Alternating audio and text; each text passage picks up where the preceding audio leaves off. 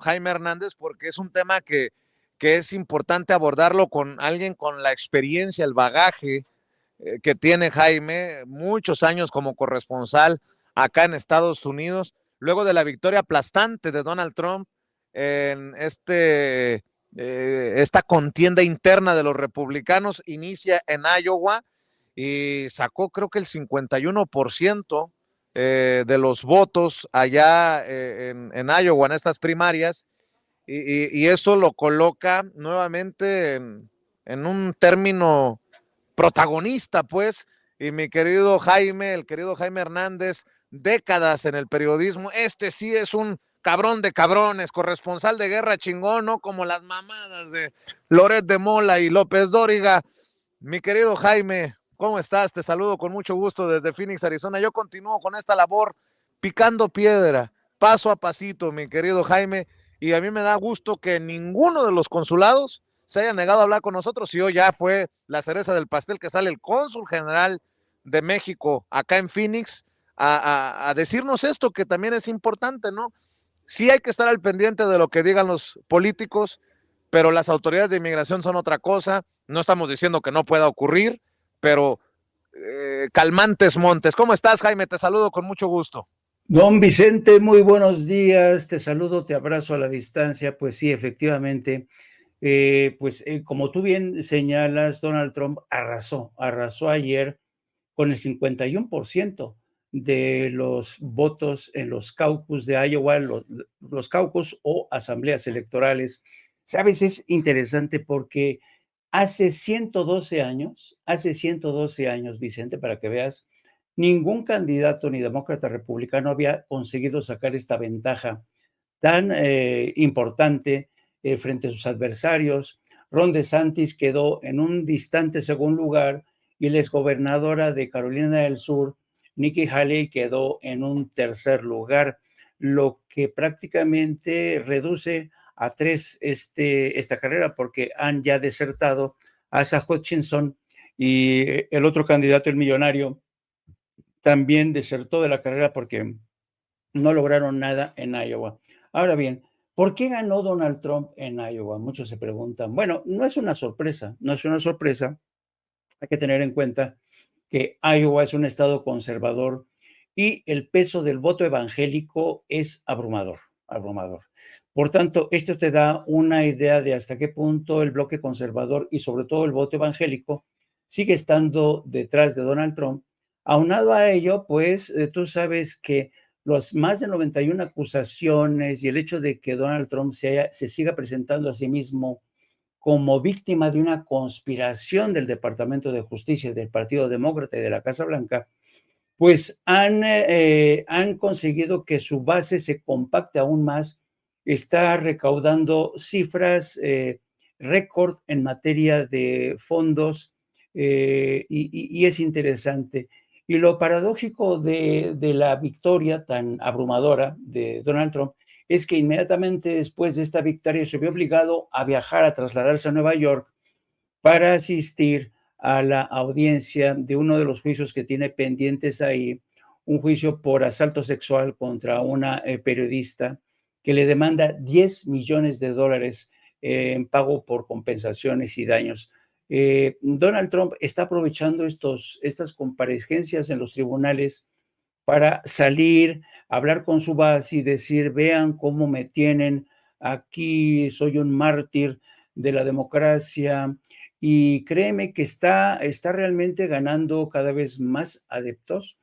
Ahora bien, estamos hablando de Iowa por el momento, y tú sabes, Vicente, tú conoces también muy bien el sistema político de Estados Unidos. Iowa es la primera parada, ¿no? Y pocas veces en la historia Iowa ha decidido el resultado final de un proceso de nominación o de unas elecciones, ¿no? Pero es importante porque Donald Trump demuestra con esta victoria arrasadora que sigue teniendo el control del partido, número uno. Número dos, que a diferencia del 2016, ahora tiene una campaña muy eficaz, con muchos recursos millonarios, Y la gran pregunta que se están haciendo ahora mismo muchos analistas políticos, observadores, es si acaso si esta ventaja de salida de Donald Trump le va a seguir acompañando en New Hampshire el próximo martes. Pero hay que tener en cuenta que New Hampshire, que es la segunda parada de estas primarias republicanas, la verdad es que el electorado de New Hampshire, el electorado republicano, es un electorado más independiente, menos conservador, y es un electorado que podría favorecer a Nikki Haley, la exgobernadora de Carolina del Sur y exrepresentante de Estados Unidos ante la ONU bajo la presidencia de Donald Trump. Si Nikki Haley consigue derrotar a Donald Trump en New Hampshire, pues sería una humillación para Trump, pero aún así no lo sacaría de la disputa por el control de la nominación presidencial del Partido Republicano. Son muchas las variables que siguen en juego, pero insisto, esto demuestra que Donald Trump sigue vivito y coleando, que tiene el control del Partido Republicano. Y yo creo que una fecha clave, Vicente, si lo ponemos en perspectiva, va a ser el próximo 19 de marzo. ¿Qué va a ocurrir el 19 de marzo? El 19 de marzo son las primarias en el estado de Florida. Y tú sabes que Ron DeSantis, a pesar de que es gobernador de ese estado, le quedan todavía 3 años más. Ron DeSantis, a pesar de que es gobernador, tiene todo el apoyo, tiene recursos, y se presentaba hasta hace poco como la opción, la verdadera opción ante Donald Trump. Yo creo que si Ron DeSantis no consigue una victoria, un resultado satisfactorio de aquí al 19 de marzo, seguramente se va a ver obligado a tirar la toalla, porque yo estoy seguro de que si Ron DeSantis no consigue algo de aquí al 19 de marzo, tampoco se va a exponer a una humillación de Donald Trump en su propio estado, ¿no?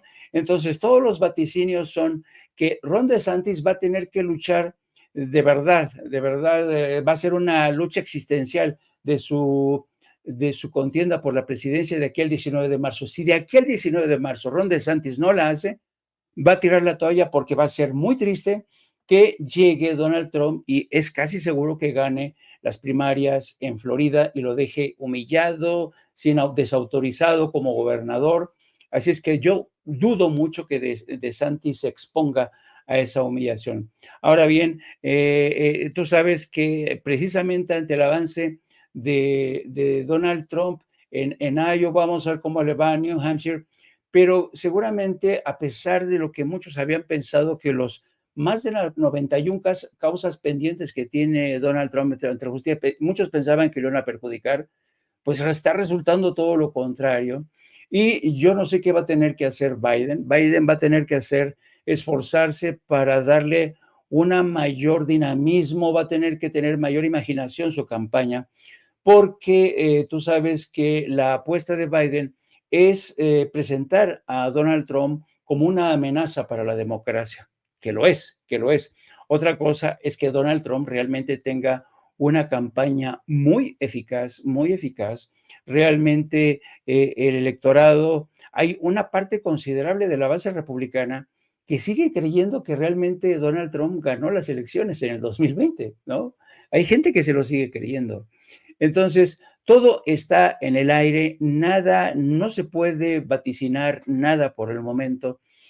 Y yo creo que la respuesta del presidente esta misma mañana, cuando le preguntaron, oiga, ¿qué apuesta usted de las declaraciones del presidente Donald Trump en el sentido de que si gana va a blindar la frontera? Pues el presidente de México sabe muy bien que a Donald Trump se le va la fuerza por la boca, ¿no? Siempre se le ha ido a Donald Trump la fuerza por la boca, sobre todo en tiempo electoral. Y sabe el presidente López Obrador que es muy difícil realmente que Donald Trump cumpla con una de estas promesas, entre otras cosas, porque México es el principal socio comercial de Estados Unidos. Así es que yo creo que el presidente fue muy inteligente al quitarle hierro al asunto y decir, bueno, no tenemos por qué espantarnos, no pasa nada, con Trump tuvimos muy buenas relaciones y quien resulte ganadora de las próximas elecciones, que yo supongo que será Claudia Sheinbaum. Claudia Sheinbaum también es una mujer muy, muy astuta, con una una mujer que ha tenido como mentor a uno de los animales políticos más grandes que ha dado México. Así es que yo creo que también Claudia Sheinbaum sabrá capotear, si es que resulta electo Donald Trump, querido Vicente.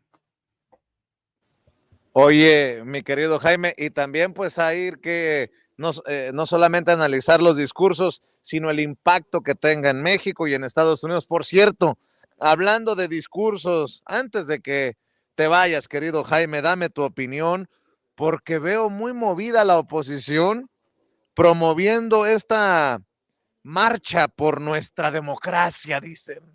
Marcha por nuestra democracia. Y adivina quién, bueno, ya te enteraste, ¿no? Adivinen quién va a ser el orador único en esta marcha por nuestra democracia. Lorenzo Córdoba. Pues no, hace unos días andaban de la greña Jorge Álvarez Maínez, el precandidato de Movimiento Ciudadano, diciendo que un expresidente del INE anda asesorando a Xóchitl Gálvez, y luego salió Lorenzo Córdoba. Por si se refiere a mí, yo no asesoro a nadie. No, no era usted, pendejo, era Luis Carlos Ugalde. Pues bueno, salió peor, ya no asesorando a Xóchitl Gálvez, sino encabezando esto que dicen marcha por nuestra democracia. Lorenzo Córdoba será orador único en la marcha ciudadana del 18 de febrero. Las organizaciones de la sociedad civil integrantes de Unidos y convocantes a la marcha por nuestra democracia el 18 de febrero en todo el país dieron a conocer que habrá un orador único en el Zócalo de la Ciudad de México. Creo que uno de estos esfuerzos de el INE no se toca o por la democracia, ¿no fue Beatriz Pajés la oradora única? Bueno, pues ahora resulta que es Lorenzo Córdoba. Se trata del exconsejero presidente del Instituto Nacional Electoral y académico del Instituto de Investigaciones Jurídicas de la UNAM, Lorenzo Córdoba. La movilización se está convocando en las principales ciudades del país y las ubicaciones y horarios de cada una de ellas se irán compartiendo en las redes sociales, dicen estas organizaciones. Seguimos en marcha, Marea Roja y Unidos. Mi querido Jaime Hernández, qué pinche ridículo, qué payasada, ¿no? O sea, yo soy el gran Lorenzo Córdoba, consejero presidente del INE, estoy luchando por la democracia. Ya, después de esto ya no pueden mantenerse una careta. Recordemos que también saliendo del INE se fue a trabajar como analista de Latinus, ¿no? Así es, pero además esto se demuestra que los planes de Lorenzo Córdoba no se terminaban al frente como presidente del Instituto Nacional Electoral. Yo creo que Lorenzo Córdoba tiene ambiciones que van más allá, y el hecho de que aparezca como orador único, pues te dan una pista, ¿no? Te dan una pista. Yo creo que Lorenzo Córdoba está tratando de labrar el campo, de allanarse el camino de cara a su futuro político, un futuro político que desde mi punto de vista es poco halagüeño, porque si bien es cierto, Lorenzo Córdoba es un personaje joven, yo creo que las próximas elecciones van a suponer 6 años más de la Cuarta Transformación, y si las cosas pintan tan bien como han pintado hasta ahora con Andrés Manuel López Obrador, yo creo que Lorenzo Córdoba desaparecerá del horizonte político. Ahora bien, pero no hay que perder de vista que Lorenzo Córdoba aún así ya se ha sumado a estos esfuerzos para ver de qué manera encuentra su lugar, cómo encaja en la nueva correlación de fuerzas que va a tener el Frente Amplio después de las elecciones del 2 de junio. Y por eso yo creo que desde ayer, desde el inicio de esta semana, hemos visto como Latinus, Broso, Atypical, todo mundo está cerrando filas en torno a esta reclamo publicitario, que no es otra cosa, de que estamos ante una amenaza existencial, una disyuntiva histórica que es elegir entre dictadura y democracia. Pero, ¿sabes qué? Inmediatamente, querido Vicente, esto les ha estallado en las narices, porque si uno se asoma a las redes sociales, yo, la verdad, nunca había visto cómo las redes sociales en menos de 24 horas le habían dado una vuelta por completo a todo este intento de presentar esto como una amenaza existencial entre dictadura y democracia. Sacaron las imágenes, los testimonios del señor Broso y lo pintan de cuerpo entero, lo desacreditan, no tiene ningún tipo de autoridad moral ni política, Broso, y lo mismo la gente de Atypical, como Carlos Alarraqui, como toda esta gentuza que ha insistido que efectivamente estamos ante una disyuntiva terrorífica que va a decidir el futuro del país para los próximos 30 años. Así es que yo creo que van a intentar, sobre todo ¿sabes? Para consumo, sobre todo de la prensa extranjera, van a tratar de presentarse a sí mismos como defensores de la democracia, que ya no es posible seguir con esta 4T. Va a ser para consumo del New York Times, del Washington Post, del País, en fin, de los medios que se dejen engañar. Esta marcha que van a presentar precisamente como esto, ¿no?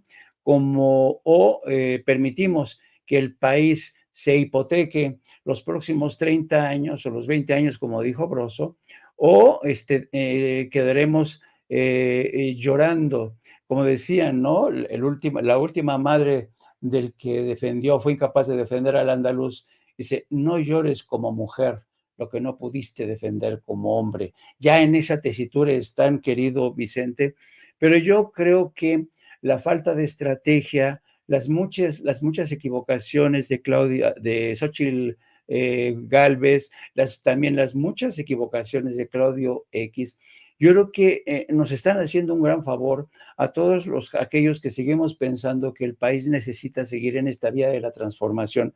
Yo creo, como el presidente considera, que Claudio X se merece un reconocimiento, lo mismo que Marquititititititito Cortés, y por qué no decirlo también, Xóchitl Gálvez se merece un reconocimiento de todos nosotros por estar facilitando precisamente esta transformación que, a pesar de todos estos esfuerzos de toda esta gente que se presentaba a sí mismo como los grandes pilares de la democracia, los pilares intelectuales, académicos, los periodistas, los columnistas, los analistas, es impresionante.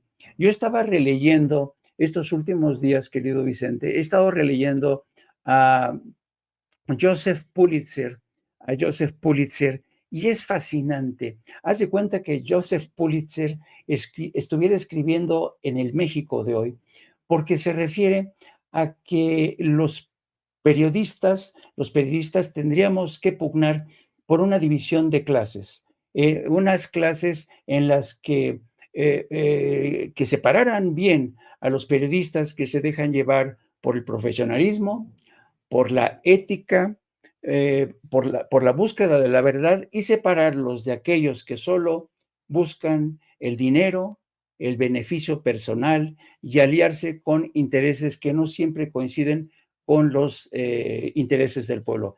Eso es lo que buscaba Joseph Pulitzer, que tú sabes fue en muchos sentidos el creador del periodismo moderno en Estados Unidos, fue el que impulsó la creación de programas académicos en las universidades para buscar la profesionalización, y dijo, se mostró siempre convencido de que si el periodista se pone al servicio de la mentira, si el periodista se pone al servicio del dinero, ha perdido todo, ha perdido su alma. Yo estoy fascinado con esta relectura del señor Pulitzer y me congratulo de formar parte de esta tribu nuestra de periodistas que hacemos todo lo posible por practicar un periodismo profesional, coherente, honesto y que solamente apuesta por la verdad y que habla en muchos sentidos en nombre del interés del pueblo porque estamos al servicio de ese pueblo.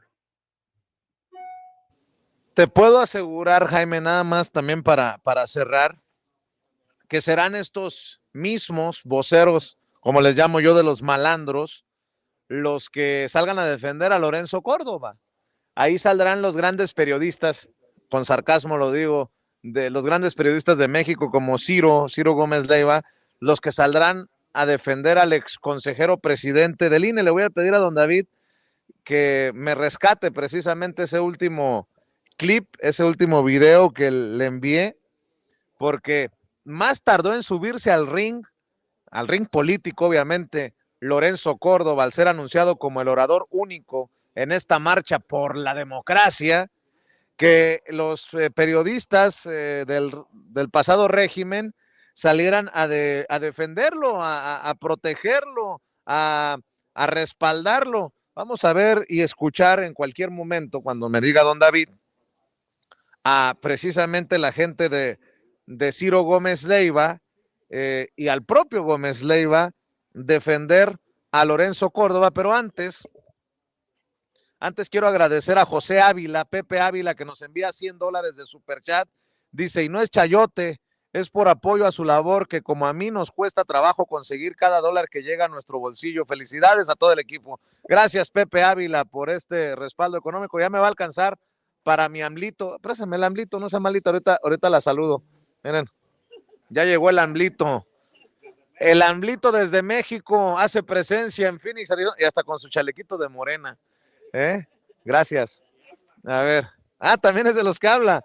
Bueno, antes de cerrar con el querido Jaime Hernández, a ver si don David ya tiene precisamente esto que dice en su programa Ciro Gómez Leiva en relación a Lorenzo Córdoba, el personaje que se daba golpes de pecho como el prócer de la democracia mexicana, que ahora sí ya nos mostró sus colores, sus verdaderos colores.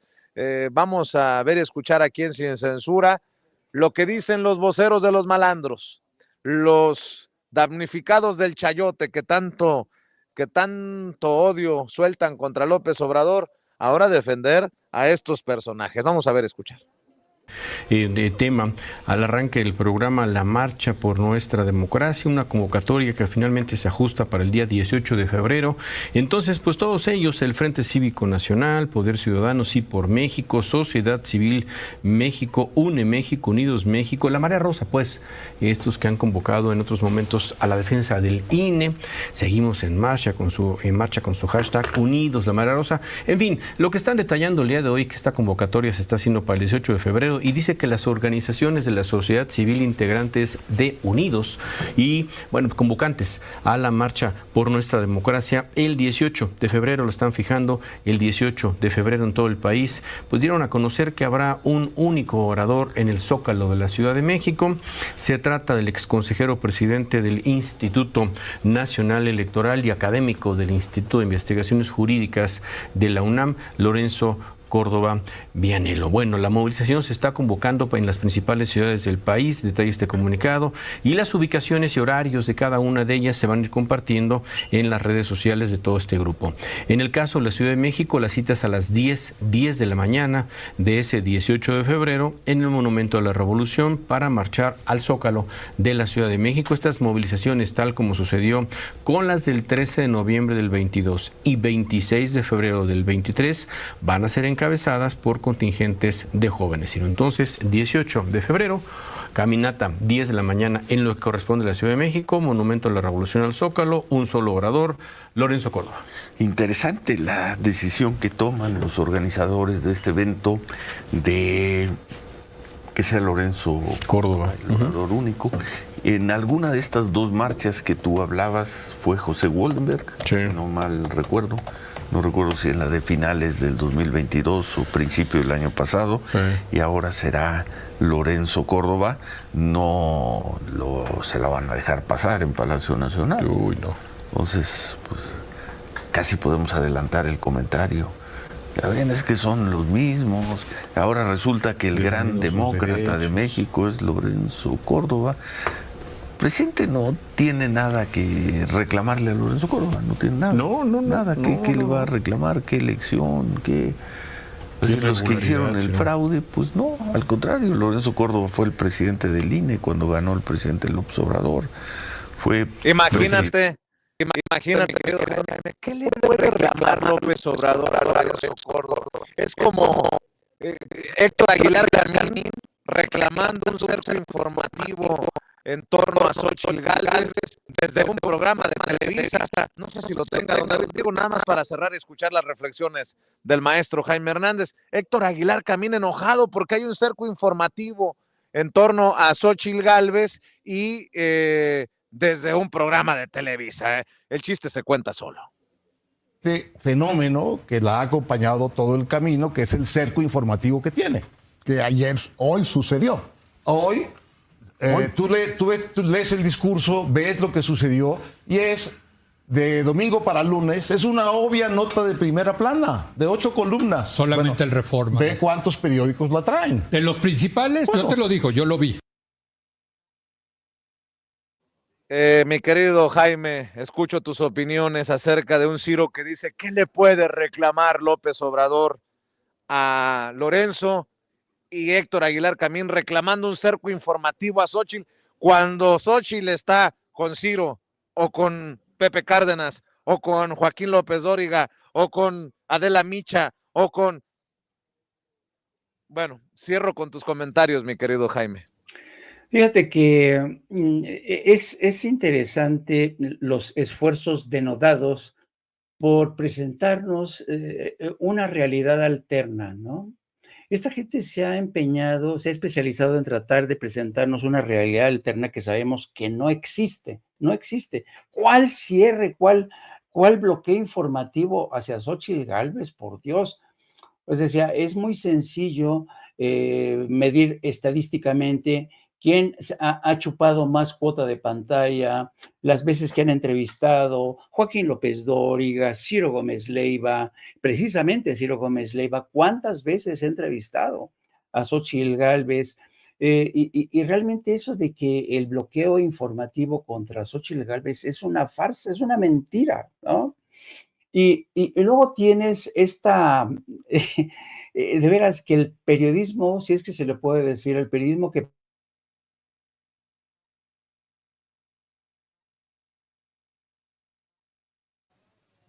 Bueno, tristemente hemos perdido la comunicación con el maestro Jaime Hernández. Vamos a ver si regresa en cualquier momento a nuestra transmisión. Creo que se ha congelado la imagen del maestro Jaime Hernández. A ver si ya te vemos y te escuchamos, mi querido Jaime.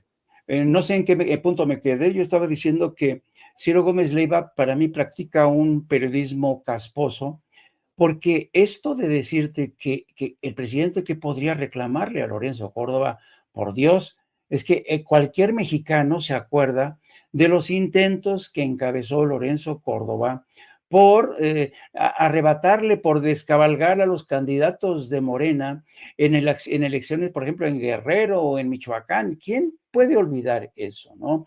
Los pronunciamientos de Lorenzo Córdoba en el terreno de cuando se insultó a las comunidades indígenas. ¿Cómo el presidente no se va a indignar cuando el presidente del INE insultó de esa manera a comunidades indígenas? ¿Cómo? Es decir, una de dos, o realmente Ciro Gómez Leiva solamente quiere presentar el lado amable de Lorenzo Córdoba, o está mintiendo, es un bellaco, así francamente Ciro Gómez Leiva. A mí no me sorprende que mienta con todos los dientes, pero ese es el nombre del juego ahora, ¿no? Presentar una realidad alterna en la que Ciro Gómez Leiva, Héctor Aguilar Camín va a decir, no, esta gente nos quiere apabullar, se hacen las víctimas, querido Vicente, cuando tú y yo sabemos, especialmente tú y yo sabemos, cómo este gobierno que estaba enfrascado en disputas como, por ejemplo,